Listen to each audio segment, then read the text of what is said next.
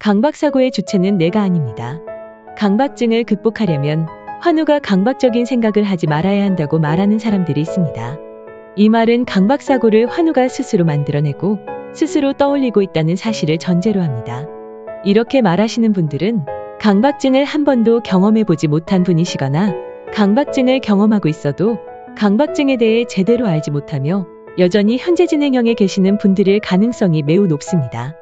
강박증에 대해 제대로 알고 제대로 겪고 제대로 좋아져 본 분들은 강박사고가 그래 이제부터 하지 말자라고 해서 내 뜻대로 안 할 수 있는 것이 아님을 정확하게 알고 계십니다. 오히려 강박사고를 누구보다 제일 간절하게 안 하고 싶은데도 그게 너무나 되지 않기에 절대 빠져나올 수 없는 생각의 감옥에 갇힌 듯 질식할 것만 같은 무력감과 절망감 등으로 미치도록 괴로워하게 만드는 병이 바로 강박증이라는 사실을 경험으로써 너무나 잘 알고 계시며 그래서 무척이나 힘들어하고 계십니다. 겪어보지 않은 사람은 상상도 할 수 없는 생각과 불안의 지옥이 얼마나 끔찍한 것인지 저도 너무나 잘 알기에 한마디 한마디 하는 것이 너무나 조심스럽고 힘이 듭니다. 또한 강박이 얼마나 잔인한 병인지도 너무나 잘 알고 있습니다. 누군가를 잃고 깊은 슬픔에 빠져 있을 때 오늘은 제발 날 좀 내버려둬줬으면 너무나 좋겠는데도 너야 어떻게 되든 나는 모르는 일이야 라는 식으로 끝까지 머리에 떠올라 저를 괴롭히던 강박의 잔인함을 제가 어떻게 잊을 수가 있을까요? 이런 잔인하고 찰거머리 같은 강박증에 대해 평범한 수준에서 일반적으로 이야기하는 극복의 내용들은 제대로 된 극복의 결과와 상당한 거리가 있습니다.